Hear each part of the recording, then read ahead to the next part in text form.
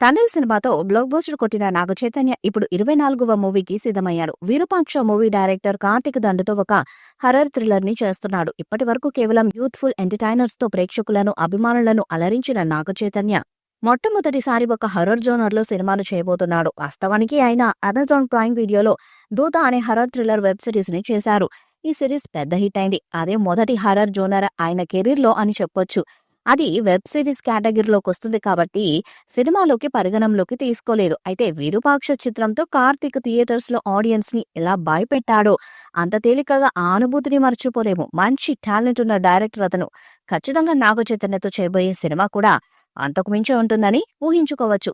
Sukumar writings కూడా ఈ cinema నిర్మాణంలో భాగమైంది. ఈ చిత్రానికి వృషకర్మ అనే టైటిల్ పెట్టే ఆలోచనలో ఉన్నారు మేకర్స్. అటవీ నేపథ్యంలో సాగే హర్రర్ థ్రిల్లర్ ఇది. ఈ చిత్రంలో హీరోయిన్ గా మీనాక్షి చౌదరి నటిస్తున్నారు. షూటింగ్ కార్యక్రమాలు ఒక పక్క ప్రణాళికతో పూర్తి చేసి ఈ ఏడాది చివర్లో ప్రేక్షకుల ముందుకు తీసుకొచ్చేందుకు సన్నాహాలు చేస్తున్నారు. ఇప్పటి వరకు 2 స్కెడ్యూల్స్ పూర్తయిపోయాయి.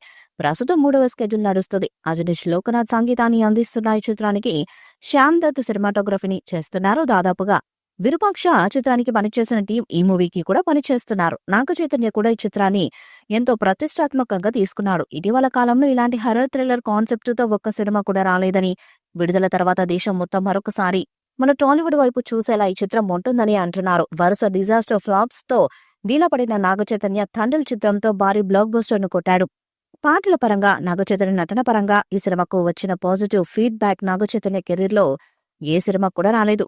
100 కోట్ల రూపాయలకు పైగా గ్రాస్ వసూళ్లను రాబట్టి సంచలనాన్ని క్రియేట్ చేసింది తండ్రి మూవీ. ఇప్పుడు తన NC24 కూడా అదే స్థాయిలో ఉండాలని ఫిక్స్ అయ్యారట. కథ పరంగా, విజువల్స్ పరంగా ఆడియన్స్ ని ఆకట్టుకునేలా ఉండాలని చూస్తున్నారట. దాంతో NC24 మీద భారీ అంచనాలే నెలకొని ఉన్నాయి.